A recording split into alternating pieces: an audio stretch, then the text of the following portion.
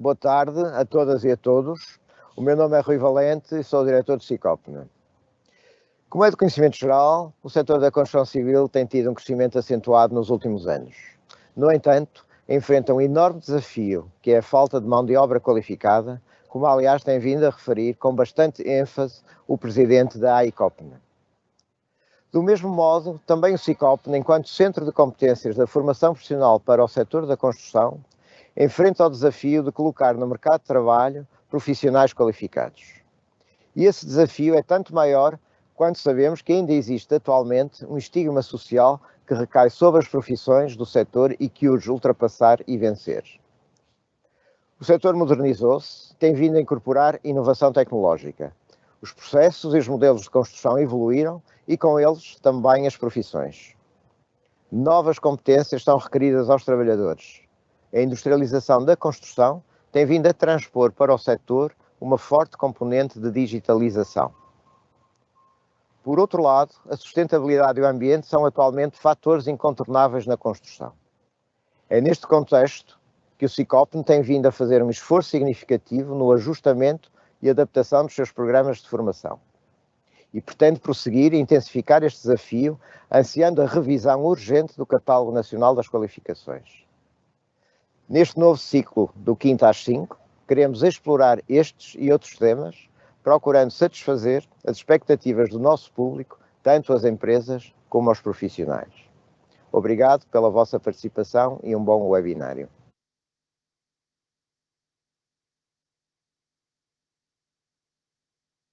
Boa tarde, o meu nome é José Alberto Fernandes Martins, tenho um doutoramento na área da sustentabilidade na construção civil e venho cá hoje fazer-vos uma pequena apresentação sobre sustentabilidade na construção. Em primeiro lugar, vou falar um pouco sobre o que é o conceito de sustentabilidade. Sustentabilidade significa manter, prolongar no tempo, perpetuar, continuar. É esse o objetivo da sustentabilidade. Um conceito que está mais desenvolvido e mais comumente aceito é aquele que foi feito pelo relatório de Brundtland, que apresenta o conceito de desenvolvimento sustentável, que é aquele que satisfaz as necessidades do presente sem comprometer a capacidade das gerações futuras de satisfazerem as suas próprias necessidades. Ou seja, nós temos que deixar recursos para as gerações futuras, que é esse o principal objetivo da sustentabilidade. A sustentabilidade baseia-se em vários fatores que têm a ver com o crescimento económico, com o equilíbrio ecológico e o progresso social. O desenvolvimento sustentável parte do princípio que tem que haver crescimento da economia, melhoria da qualidade do ambiente e melhoria da sociedade em geral, sem comprometer as gerações futuras. A sustentabilidade é termos lucro, mas não a qualquer preço. É permitirmos qualidade de vida às pessoas, mas termos em conta a parte da natureza e termos em conta os limites biofísicos do planeta. Ou seja, temos os pilares económico, social e ambiental, em que no económico o objetivo é continuarmos a ter lucro, no social permitirmos qualidade de vida para as pessoas e na natural ambiental permitirmos que a natureza continue a dar-nos a agradabilidade e permitir-nos a continuar a sua função. Ou seja, ser sustentável não é abrir mão do económico, mas integrar todas as dimensões sociais e ambientais em todas as decisões que nós tomamos. As dimensões da sustentabilidade. Temos a dimensão económica, ambiental e social. Em termos de dimensão económica, é promover o crescimento através do uso eficiente dos recursos. Nós temos que consumir menos, temos que deixar recursos para as gerações futuras. A sustentabilidade ambiental é prevenir a ocorrência de danos ambientais, minimizar os resíduos e melhorar o ambiente, de maneira a nós continuarmos a ter a biodiversidade, continuarmos a ter espécies sem pôr em causa a existência das mesmas. Em termos de sustentabilidade social, temos que responder às necessidades das pessoas, evitando a exclusão e respeitando a diversidade. Ou seja, nós temos que permitir que as pessoas continuem a ter as suas ideias, as suas opiniões. O desenvolvimento sustentável. Para haver um desenvolvimento sustentável, tem que haver qualidade da vida humana, mas esta depende da existência de recursos naturais, sejam eles renováveis ou não. Há necessidade de promover a preservação dos recursos naturais para que as gerações futuras tenham qualidade de vida. Para isso, existe a necessidade de haver uma conduta humana ética com objetivos de preservação de recursos e qualidade da vida atual e futura. Desenvolvimento com maior equidade social.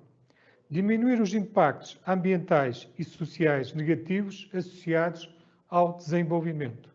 Só assim nós poderemos contribuir para o desenvolvimento sustentável.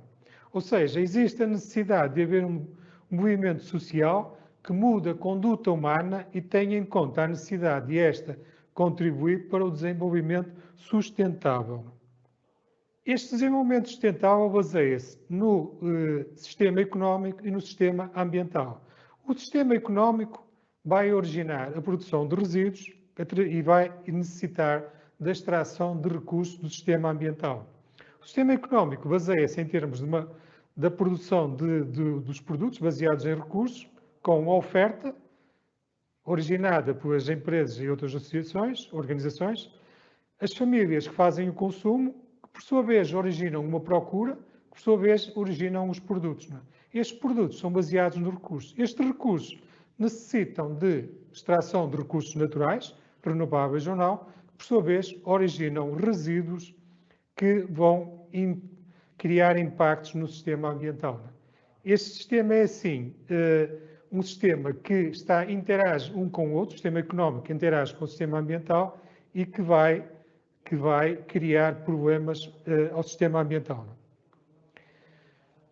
O sistema que existe atual é um sistema em que a produção é, de certa maneira, insustentável, porque há uma subexploração ou uma exploração descomedida dos recursos naturais, um aumento dos gases de efeito de estufa, com as consequências que nós temos visto, um aumento dos resíduos, com o problema que se cria também com estes resíduos, que por sua vez, causam a diminuição dos recursos disponíveis para as gerações futuras e problemas na sua qualidade de vida, entre outros. Isto, entre outros, podemos referir a diminuição da água potável e da sua qualidade, assim como do ar. Alterações climáticas, epidemias e eventos extremos da natureza. Os indicadores da sustentabilidade. Para contribuirmos para o desenvolvimento sustentável, foram criados alguns indicadores. Indicadores em termos de sustentabilidade económica, em termos de sustentabilidade ambiental e de sustentabilidade social.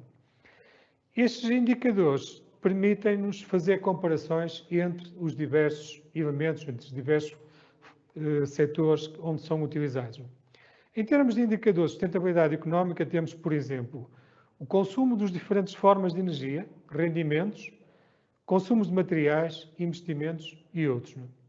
Em termos de sustentabilidade ambiental, temos indicadores de geração e reutilização de resíduos, indicadores de desertificação, consumo de água, tratamento de águas residuais, ocupação de solo.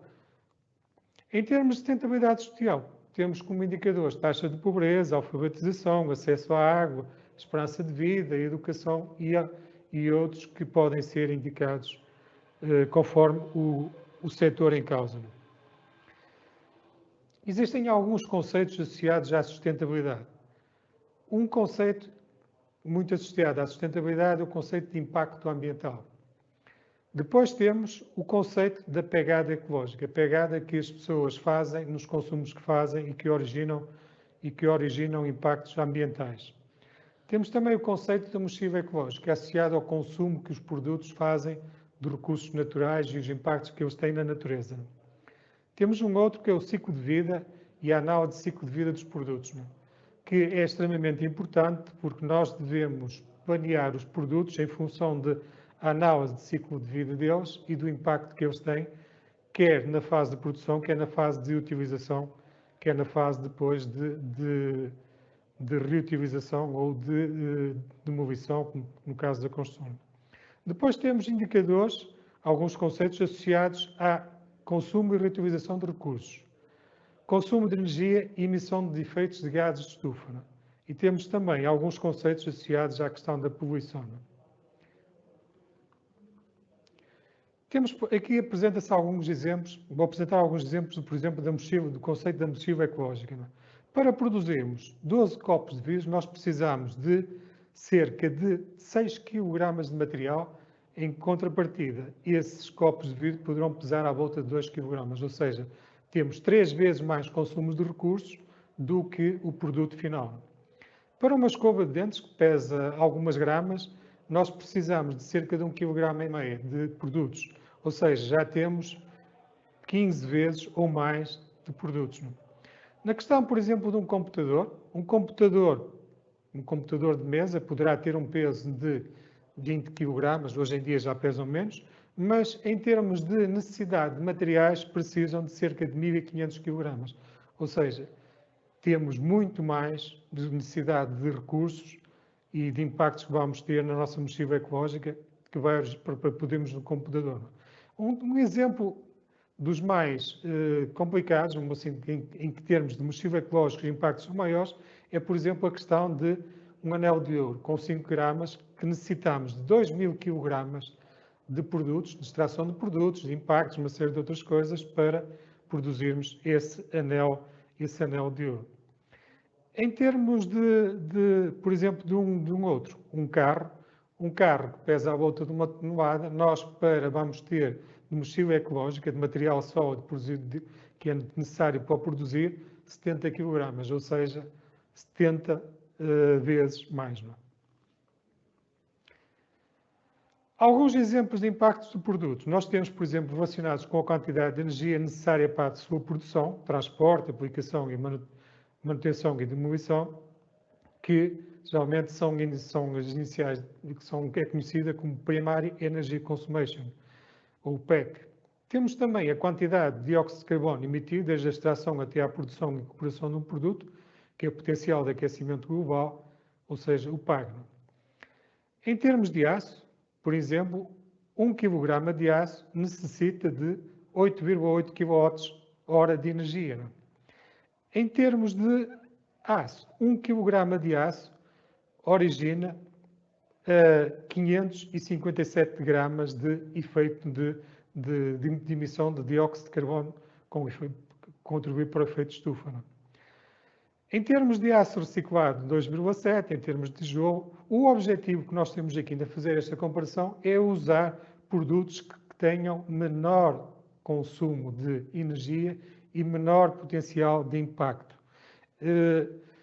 Refiro aqui, por exemplo, a questão do alumínio, que é um dos que tem o maior impacto em termos de consumo de energia e também em termos de emissão de gases de efeito de estufa.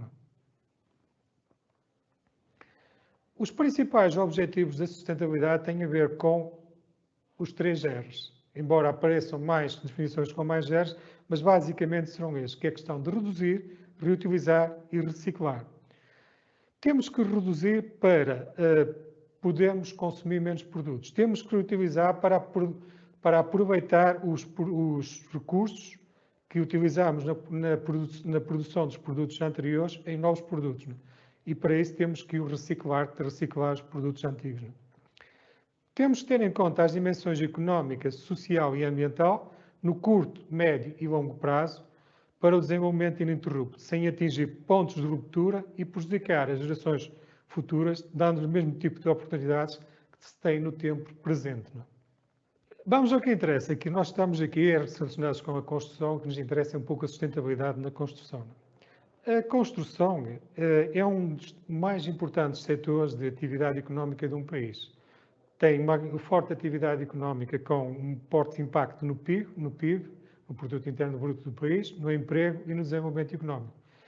É um setor que fornece um produto indispensável ao ser humano, que lhe permite ter abrigo, ter um lar, ter condições para trabalhar, condições para habitar, condições para se recriar e outras. Permite ter uma melhoria da qualidade de vida às pessoas, em termos de fornecer um bem que fornece segurança aos bens, inclusão social, conforto e bem-estar. Mas a construção também é um importante consumidor de recursos nas diversas fases do seu ciclo de vida. Não? Ou seja, na fase de construção e essencialmente na fase de utilização. Não?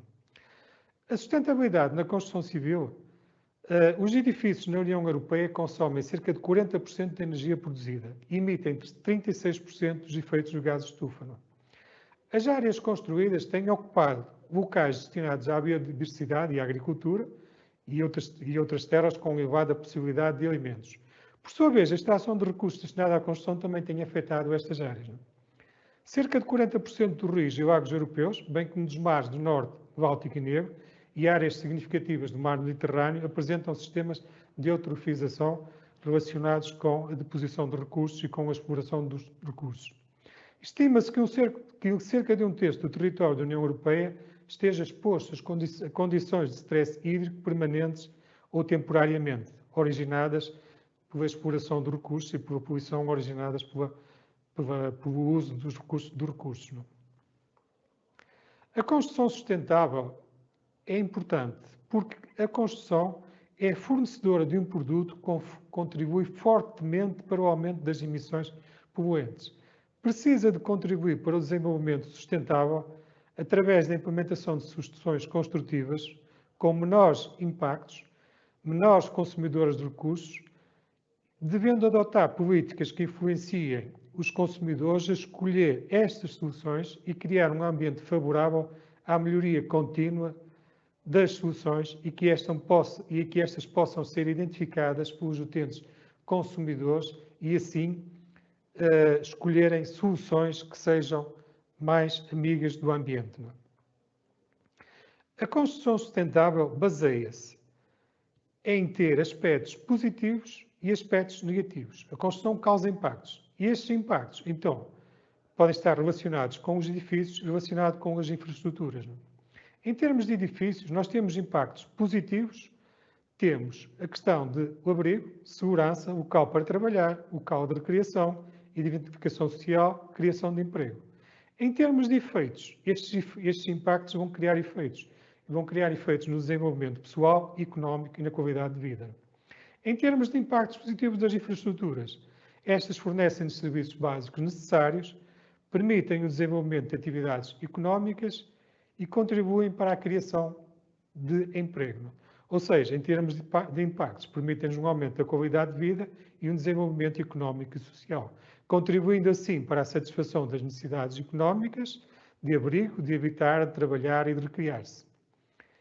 Em termos de impactos negativos, a construção tem, durante a fase de construção, impactos: ocupação de solo, ruído, emissões poluentes gasosas líquidas, consumo de recursos naturais, criação de resíduos, consumo de energia, alteração na biodiversidade, criação de microclimas, que produzem efeitos com diminuição de recursos naturais renováveis ou não e possível diminuição da diversidade e da qualidade de vida. Nesta fase da construção, a construção consome 10% total de energia e é responsável por 40% dos resíduos sólidos. Origina alterações de ecossistemas naturais existentes no local e pode criar erosão e inundações. Em termos de impactos negativos, temos também durante a fase de utilização e da fase de demolição. Durante a fase de utilização, nós temos impactos negativos: as emissões poluentes gasosas e líquidas, consumo de recursos renováveis ou não, criação de resíduos, consumo de energia, alterações na biodiversidade, criação de microclimas. Estes impactos negativos vão criar diminuição de recursos naturais renováveis ou não, impactos na biodiversidade, possível diminuição da qualidade de vida. Na fase de demolição, as emissões poluentes gasosas, criação de resíduos, consumo de energia, que originam efeitos no consumo de recursos e possíveis problemas ambientais. Em termos de ciclo de vida, a construção, esta interage com o ambiente e causa impactos neste, sendo responsável por um consumo de 1/6 de água, 1/4 de consumo de madeira e 50% das matérias-primas das emissões poluentes. A construção sustentável. O que é sustentabilidade na construção? A sustentabilidade na construção baseia-se também nos 3 pilares, que é o pilar ambiental, económico e social. Em termos de pilar ambiental, temos que partir para a redução do consumo de recursos, proteção dos ecossistemas, utilização sustentável de recursos renováveis. Em termos de sustentabilidade económica, garantir recursos para as gerações futuras, desenvolvimento económico e quantitativo, redução de recursos, incluindo os operacionais. Em termos de sustentabilidade social, proteção, conforto, saúde e segurança, preservação dos valores sociais e equidade social. Ou seja, temos que contribuir, a sustentabilidade na construção deve contribuir para a diminuição do consumo de recursos e preservar os mesmos para as gerações futuras. A construção sustentável também tem a ver com a diminuição do consumo de recursos, ou seja, nós para diminuirmos o consumo de recursos devemos otimizar as soluções, reduzir os desperdícios, reutilizar, reciclar, utilizar soluções como o nosso consumo de energia, incorporado na fase de utilização, que é na fase de utilização que há o maior consumo de energia, e construir em solos já utilizados. Maximizar a utilização de recursos, como, por exemplo, reaproveitamento de construções, reutilizar recursos. Utilizar recursos e energias renováveis e recicláveis. Utilizar as energias renováveis, utilizar recursos renováveis, fazer a renovação de recursos renováveis. Proteção do ambiente natural. Não construir em ambientes sensíveis, promover sistemas de tratamento de resíduos e efluentes não poluentes, proteger recursos naturais. Criar ambientes saudáveis, criar condições adequadas de conforto, higotérmica e ventilação, não utilização de materiais perigosos e criar ambientes agradáveis. A construção sustentável também tem a ver com criar soluções mais simples e menos consumidoras de recursos, com novas ideias, novos regulamentos e novas tecnologias. Criar propostas baseadas em soluções de longo prazo que não exijam substituições de equipamentos e que consumam menos recursos. Adotar os princípios da redução, da reutilização e da reciclagem de recursos, com a utilização de recursos renováveis e de preservação de sistemas naturais, com o processo a ser iniciado nas fases iniciais de planeamento e prolongando-se até à fase de demolição. Utilizar soluções construtivas passivas para a diminuição dos consumos de recursos na fase de utilização que promovam ambientes agradáveis e saudáveis para os seus utilizadores, utilizando materiais com baixa energia embebida e reduzir o consumo de energia e de combustíveis fósseis. A construção sustentável depende, assim, da extração de recursos naturais, da produção de materiais, do transporte dos mesmos. Na fase de construção temos consumo de recursos, como energia, aquecimento, ventilação, ar-condicionado, aquecimento de água, iluminação, equipamentos e outros consumos, água para usos domésticos. Depois temos a fase de demolição, que tem o transporte, a deposição, a reciclagem. Na fase de construção, utiliza recursos naturais, utilização da energia embebida e energia utilizada e a geração de emissões de resíduos. Durante a fase de utilização, nós temos o uso de recursos, de energia e geração de emissões de resíduos. Durante a fase de demolição, nós temos o uso de energia, geração de emissões e resíduos. Em termos de impactos, durante a fase de utilização é aquela que tem maiores impactos por ser a que dura mais tempo. Em termos de construções, as construções são sustentáveis se basearem-se no clima, no local, através desse clima e desse local se criarem condições para conforto, conforto no interior dos edifícios, através de estratégias bioclimáticas, sejam elas de aquecimento ou de arrefecimento. E também baseando-se no conhecimento e tecnologias e materiais locais. Ou seja, nós temos que nos basear no ser humano e na envolvente, no clima que existe, para, em função deles, criarmos o nosso projeto baseado no clima, baseado nisto, para criarmos condições de criações de conforto e de utilização dos edifícios que sejam o menor possível consumidoras de recursos. Uma maneira de nós conseguirmos basearmos nisso é através de as cartas chamadas cartas bioclimáticas. As cartas bioclimáticas dão-nos as zonas de conforto e as zonas em que nós teremos necessidades de criar condições para aquecimento, arrefecimento ou uma série de outras em que o homem se sentirá à vontade.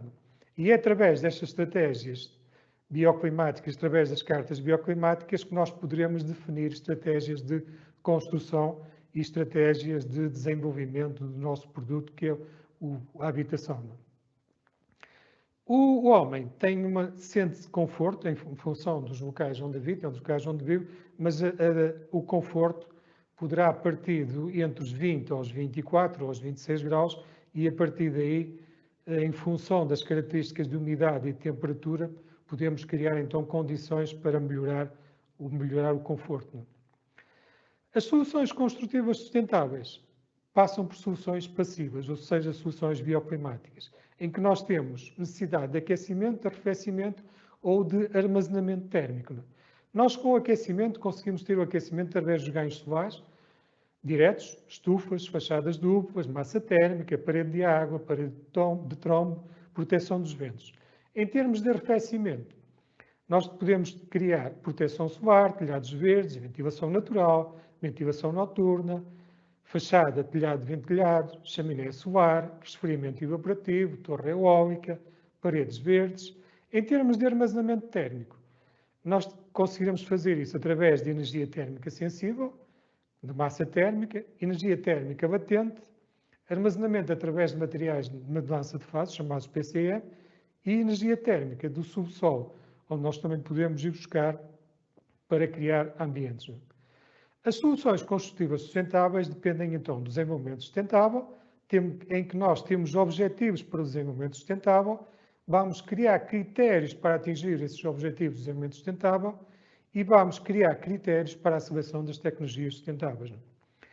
Os principais pilares e objetivos são, em termos ambientais, utilização eficiente dos recursos e proteção da biodiversidade, com materiais recicláveis, diminuição do consumo de recursos e as emissões poluentes. Utilizar soluções que diminuam o consumo de recursos durante a fase de operação, materiais locais, redução de resíduos durante as diversas fases do empreendimento e energias renováveis. Económicos, promover o desenvolvimento económico local, custos baixos, essencialmente custos de utilização, adaptabilidade aos usos. Em termos sociais, desenvolvimento da capacidade local de conhecimento de saúde e segurança. As soluções construtivas sustentáveis são assim baseadas na procura de soluções construtivas adequadas para uma determinada região e local e baseadas no ambiente natural existente para criar soluções bioclimáticas, reduzir os consumos energéticos, criar expressões arquitetónicas cultural e economicamente adequadas que tirem proveito das condições exteriores, que consigam condicionar o ambiente interior para criar condições de conforto e menor custos operacionais durante o ciclo de vida. Com a redução de consumos, redução de energia embebida e também da energia total. Tirando partido dos elementos naturais como o sol e os ventos existentes num local. E de outros, como a inércia térmica e as diferenças de temperatura entre locais e a vegetação. Criar zonas com água, por exemplo, permitir a circulação dos ventos, utilizar materiais de cor clara ou de cor escura, se necessitarmos de aquecimento, e outros. As soluções construtivas sustentáveis também devem se basear em materiais com duração estimada idêntica à duração do ciclo de vida, para não estarmos a fazer substituições, que tenham resistência estrutural e contribuam para a diminuição do consumo de energia. As soluções devem ser construtivas, devem ser simples, com poucos componentes e que tenham menores impactos ambientais e o menor número possível de energia embebida. Materiais devem ser pouco processados e de extração local ou das proximidades para evitar a poluição provocada pelos transportes, como materiais como a pedra, a terra, a madeira, a palha e outros. Materiais que tenham uma mochila ecológica reduzida e que não contribuam para a degradação dos ecossistemas. Também devemos escolher materiais reciclados ou recicláveis que possam ser reutilizados e que possam ser utilizados futuramente. Em termos de contributos para a sustentabilidade, temos contributos que são dados pela legislação e outros que poderão ser dados por filosofias ou outros. Um exemplo, por exemplo, é a nova Diretiva de Desempenho Energético dos Edifícios, com uma redução de pelo menos de 32,5% até 2030, associada ao consumo de energia. E em que nos prevêem também que o aumento da produção de energia renovável, que através disso nos permitirá reduzir os efeitos de gases de estufa em cerca de 45%. Não? Isto foi um prolongamento das metas anteriores, que eram de 20% em 2020. Não? Depois, nós temos contributos sob a forma de ideais e de ferramentas ou filosofias. Não? A ecoeficiência, o ecodesign, o bioclimatismo, casas passivas, rótulo ecológico, o estudo do impacto ambiental, pegada ecológica, mochila ecológica, análise de ciclo de vida, análise dos custos de ciclo de vida e outros. Não? Os contributos para a sustentabilidade também se dão através das ferramentas, que é necessário, através das quais nós temos a necessidade de medir a sustentabilidade e também na construção. Não? Para isso existem os modelos da análise da sustentabilidade no ambiente construído, que permitem a diminuição do consumo de recursos e das emissões associadas às alterações climáticas. Permitem ajudar no desenvolvimento de soluções construtivas mais sustentáveis, permitem melhorar a imagem das construções certificadas, permitindo comparar os custos de utilização durante o seu ciclo de vida. Existem vários modelos para os países desenvolvidos e também alguns para os países em vias de desenvolvimento, por exemplo, o BRIM, o LEED, o ACO, o SBTU, o LIDERA. O primeiro modelo a aparecer foi o BRIM e a partir dele desenvolveram-se os outros todos e existem alguns modelos que pretendem ser de utilização universal, mas os mais utilizados são o LEED e o BRIM. Em termos de modelos de análise de sustentabilidade na construção, eles têm objetivos principais e objetivos secundários, e através desses consegue-se obter alguns resultados. Os objetivos principais é a redução do consumo de recursos, são objetivos ambientais. E depois temos como objetivos também principais a qualidade do ambiente construído, que em termos económicos e sociais. Os objetivos secundários são reduzir o consumo de recursos, reutilizar os recursos, usar recursos recicláveis, proteger a natureza, eliminar produtos tóxicos e basear-se na análise do custo de ciclo de vida, contribuir para a qualidade do ambiente construído e promover a sustentabilidade económica. Em termos de resultados, os modelos de análise de sustentabilidade permitem demonstrar aos interessados que o edifício tem um determinado desempenho ambiental, tem um determinado custo de utilização e manutenção e permite uma determinada qualidade de vida para os utentes que o vão utilizar. Em termos de contributos para a sustentabilidade, os modelos de análise da sustentabilidade baseiam-se em conjuntos de critérios de análise, com cálculos e julgamentos efetuados por técnicos especializados, que originam um perfil de desempenho do edifício que nos dá indicações sobre os consumos, as emissões poluentes, os custos de utilização e a qualidade da habitabilidade, permitindo assim fazer comparações entre construções e que as mais sustentáveis sejam mais valorizadas e sirvam de exemplo às outras construções, permitindo também que haja competição no mercado e assim um maior contributo para o desenvolvimento sustentável do setor da construção. São muito utilizados, por exemplo, por empresas para analisar os consumos que vão ter e os encargos que vão ter em termos de futuros. Não é? Por isso, as empresas americanas utilizam modelos deles, que é o LEED, e exigem muitas vezes que alguns edifícios sejam certificados com modelos deles. Não é? As ferramentas de apoio à análise da sustentabilidade permitem-nos que existam sejam feitas análises em termos de análise de ciclo de vida, análise de fluxos de materiais e de energia, indicadores compostos e indicadores individuais. Os indicadores individuais são metas individuais a atingirem de cada elemento a analisar, que se podem basear em indicadores económicos, financeiros e sociais. Os indicadores compostos são metas individuais a atingir, mas o resultado final é o somatório de todas. Não é? Temos indicadores económicos e indicadores financeiros. Não é? Depois temos fluxos de materiais, todos os materiais necessários à produção e energia necessários para a produção também. Como exemplo, a pegada ecológica, a mochila ecológica e energia embebida. E temos a análise de ciclo de vida, com os impactos de consumos associados aos materiais e de energia e gerados em cada etapa de ciclo de vida. E o impacto ambiental de um produto. Não? Temos indicadores das ferramentas de apoio à análise da sustentabilidade, temos indicadores individuais e indicadores compostos. Aqueles que estão relacionados com o produto ou organização são definidos para atingir uma determinada meta ou objetivo, exemplo, consumos de água, energia e de sustentabilidade de uma organização. Indicadores de fluxo de materiais, energia consumida, aqueles que analisam os fluxos de produção, através dos quais se consegue estimar, calcular os impactos associados como exemplo, a pegada ecológica, a mocidade ecológica, análise de ciclo de vida, análise de custo de ciclo de vida, análise energética de ciclo de vida, energia embebida, emissão de gases de efeito de estufa, emissões de efluentes, não tratados, quantidade de resíduos não neutralizados e uma série de outros. Os consumos de energia durante o século de vida são extremamente importantes. Nós temos a energia que é consumida durante a fase de produção e temos a energia que é consumida durante a fase de ocupação, a fase de utilização. A energia consumida durante a fase de produção é a chamada energia embebida, que pode ser diretamente com a construção no local, com a pré-fabricação e produção interna, com os transportes na obra, de ir para a obra e com a atividade de gestão. Indiretamente, a energia embebida inicial num produto, como o bloco que nós compramos, a energia embebida recorrente e a energia gasta na demolição.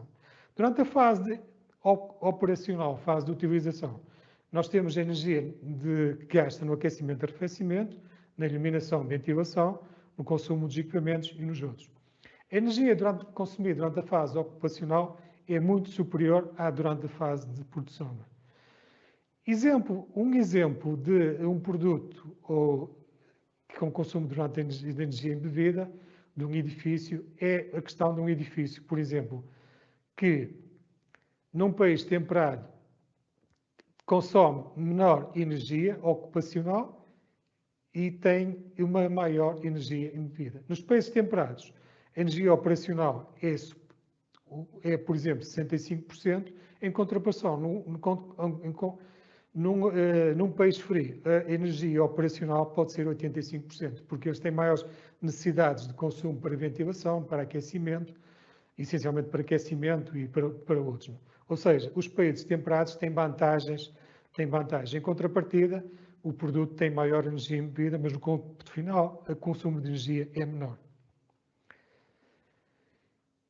Os edifícios consomem energia e existem os chamados edifícios também autossuficientes.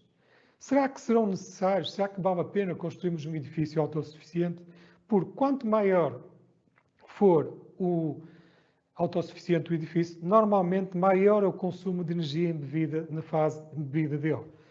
Por sua vez, o consumo na fase operacional é menor, mas como tem um grande consumo de energia na fase da energia embebida, poderá não ser vantajoso criarmos um edifício autossuficiente se ele tiver uma alta energia embebida. E isso há que fazer a análise e verificarmos se será vantajoso ou não. Os modelos de análise de sustentabilidade na construção foram ferramentas criadas com o objetivo de analisar um projeto ou um edifício desde a fase de concepção, onde se analisam as soluções apresentadas e, em função destas, se permite classificar as soluções em termos de impacto ambiental, económico e social, ou seja, as emissões poluentes, adequação e qualidade dos ambientes, custo no ciclo de vida e outros, permitindo classificar o edifício em termos de desempenho ambiental, em adequação ao fim ao que destina, custos no ciclo de vida, consumos de energia, de água, necessidades de manutenção e de reutilização, atribuindo ao edifício uma determinada classificação em função desta avaliação que serve para identificar junto dos clientes utentes e assim o diferenciar em relação aos outros edifícios. Como exemplo, muitas organizações querem que os edifícios sejam certificados para saberem que consumos é que eles irão ter. Os modelos de análise de sustentabilidade na construção baseiam-se então na base de impactos ambientais, sociais e económicos. Em termos de impactos ambientais, como já vimos, tem a ver com os consumos de recursos, de energia, de água, de materiais, o uso do solo, as emissões poluentes, a influência na biodiversidade existente. Em termos de impactos económicos, são os custos de utilização associados aos consumos de energia, de água, de materiais, de manutenção e de outros, e influência na economia local. Em termos de impactos sociais, os modelos de análise de sustentabilidade avaliam o conforto, a capacidade de utilização, a qualidade do ar, o contributo para o desenvolvimento humano. Eles avaliam isto comparando com determinadas metas a atingir, que em termos ambientais têm a ver com o desempenho ambiental no ciclo de vida, em termos económicos têm a ver com o desempenho económico no ciclo de vida e em termos sociais têm a ver com os impactos sociais. Em termos de modelos de análise da sustentabilidade, temos então os impactos ambientais, económicos e sociais, que o BREEAM, que foi o primeiro modelo a aparecer, que é um modelo inglês, que foi desenvolvido pelos ingleses, apareceu, e a partir dele apareceram uma série de outros modelos, como o LEED, o ACO, o Selo Azul, o GrimStar, o SB2, o SBAT, o Lidera. Destes dois, o SB2 é um modelo que é internacional, mas que tem aplicação em Portugal. O Lidera é um modelo que foi desenvolvido no Instituto Superior Técnico por professor Manuel Pinheiro, que também tem aplicação em Portugal e muitos edifícios certificados em Portugal. As vantagens de utilizar modelos de análise de sustentabilidade são referentes porque os edifícios que são certificados têm algumas vantagens, nomeadamente a melhoria da imagem das construções certificadas, menores consumos de água, de energia e de emissões poluentes, melhor qualidade em geral do edifício, nomeadamente em termos de conforto térmico, acústico, qualidade do ar interior e outros. Também servem de guia para o desenvolvimento e concessão de projetos, através de orientações que estes modelos têm para o desenvolvimento dos projetos. Permitem melhorar a comunicação entre os diversos níveis do processo de construção e desenvolver soluções mais eficientes. Em termos de desvantagens, os edifícios certificados pelos modelos têm a principal desvantagem, que é um ligeiro aumento dos custos nas fases iniciais e dos custos de construção. Embora este custo seja relativo e é maior, quanto maior for a diminuição do consumo de recursos, maior será este custo. A construção sustentável. Nós devemos repensar a maneira como desenvolvemos as soluções construtivas, adotando soluções construtivas mais simples e menos consumidoras de recursos. Optar soluções construtivas passivas ou energeticamente autossuficientes. Maximizar o uso dos recursos. Usar recursos renováveis e recicláveis. Proteger o ambiente natural. Criar ambientes saudáveis. Contribuir para a qualidade do ambiente construído e promover o desenvolvimento económico e socioeconómico sustentável. Contribuir para a diminuição dos efeitos das alterações climáticas, reduzindo a emissão dos efeitos de gases de estufa e estando preparados para os possíveis efeitos dessa. O uso de ferramentas de avaliação da sustentabilidade permite-nos um desenvolvimento mais sustentável do setor, na construção, e demonstrar aos diversos intervenientes que estamos a contribuir para o desenvolvimento sustentável. Com isto termino a minha apresentação. Agradeço-vos a presença. Obrigado.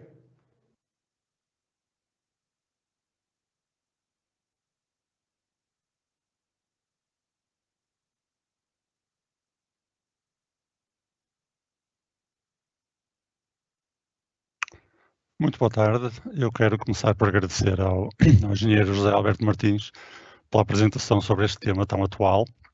É verdade, todos nós sabemos que a sustentabilidade e que as questões relacionadas com o ambiente são cada vez mais importantes e sabemos também que a construção, como disse o engenheiro, é efetivamente um setor fundamental para a economia do país, mas é também um dos setores que consome mais recursos. Portanto, é cada vez mais urgente trabalhar esta questão da sustentabilidade no setor da construção. Por outro lado, queria também agradecer aos participantes que têm estado a acompanhar este webinário e também àqueles que nos colocaram algumas perguntas que eu vou passar agora a fazer ao nosso orador.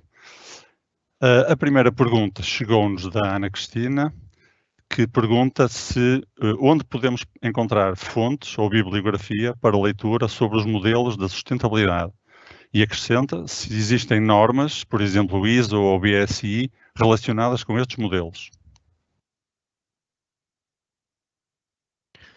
Boa tarde. Respondendo à pergunta que me colocaram, sim, existem normas relacionadas com estes modelos. Não são normas relacionadas exatamente com modelos de análise de sustentabilidade aos edifícios, mas sim, por exemplo, normas para análise de ciclo de vida e também normas em que se apresentam definições de sustentabilidade, normas ISO. Bibliografia, existe muita na net, existem muitas teses, existe muita coisa sobre isto, não é? E pode ser utilizada, basta procurar na net e encontrar muitas coisas sobre isso, não é? Que existem muitas teses, quer de mestrado, quer de doutoramento, publicadas nesta área, não é?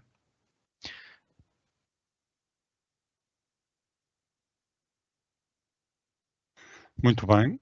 Em seguida temos uma pergunta do Filipe Souza, precisamente dedicada à indústria da construção, e ele pergunta quais as medidas imediatas, urgentes e necessárias para tornar a construção eficiente e sustentável numa economia circular.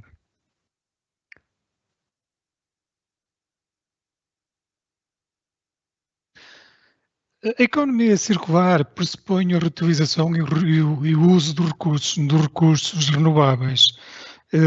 Por isso, na construção é fundamental que haja uma utilização de recursos renováveis, que se reutilize o máximo possível dos recursos e que se usem materiais naturais, ou seja, que fujamos um bocadinho aos modelos de construção atualmente existentes, que levamos, por exemplo, a construções em madeira, que utiliza madeira, utiliza a terra, utiliza uma série de outras coisas, que estamos a ir um pouco para o campo da economia circular. De qualquer maneira, utilizando os modelos de construções atuais, também o que devemos fazer é tentar reutilizar o máximo possível. Não é? Ao utilizarmos materiais reciclados. Por exemplo, o alumínio, que é um elemento que tem um alto impacto ambiental, quer da fase de produção até a fase depois de utilização, se for reciclado, o impacto ambiental é muito menor. E estaremos a contribuir para a economia circular. Mas nesse campo da economia circular temos que reutilizar, passar pela reutilização. Não é? E assim contribuímos para o desenvolvimento sustentável.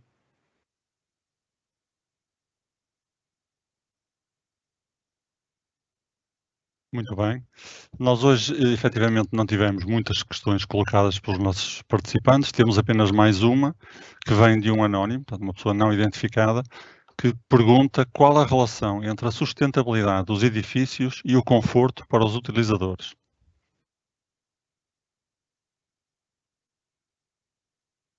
Os modelos de análise de sustentabilidade partem de uma série de critérios de análise, não é? E analisam, por exemplo, a qualidade do ar interior das habitações. Analisam aspectos de conforto relacionados com o conforto. Analisam também, por exemplo, a questão da luminosidade, da ventilação direta, dos poluentes existentes num determinado local. Ao terem estes critérios e ao analisarem isto, estamos a contribuir para o conforto. Por sua vez, também promovem soluções bioclimáticas que utilizam soluções naturais que partem de princípios em que o ser humano tem uma necessidade de conforto baseada em determinados graus de temperatura, em determinadas condições de umidade, em determinadas condições de temperatura, e com esses objetivos de análise, que esses critérios são analisados por técnicos que têm uma base de dados, uma base de comparação, eventualmente são feitos cálculos, e assim conseguem contribuir para ter edifícios com melhor climatização, melhor ventilação, melhor qualidade do ar interior, ou seja, melhor qualidade, um melhor conforto ambiental, um melhor conforto que conseguem dar em relação a outros edifícios que poderão não ser certificados, embora até alguns possam ter mais qualidade até, mas pelo menos estes são certificados, são analisados pelos modelos, permitem-nos dizer que têm um determinado tipo de conforto.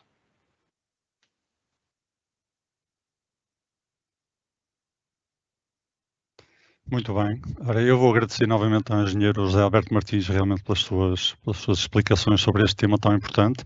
Relembro àqueles que nos estão a assistir que o vídeo com o webinário será publicado mais tarde nas redes sociais do SICOP. E por falar em SICOP, nós temos também algumas formações, não são muitas, é verdade, mas temos algumas formações na área do ambiente. E temos ainda noutras áreas que podem estar de algum modo relacionadas com o ambiente, como sejam, por exemplo, a qualidade e a segurança. Toda a informação pode ser encontrada no nosso sítio de internet, na parte dos adultos, mais propriamente na formação modular certificada, onde podem ter acesso a toda a nossa oferta formativa nas várias áreas. O ciclo de webinários, quinta às 5, vai continuar ainda nos meses de junho e de julho. Em breve nós iremos divulgar informação sobre os temas e os oradores.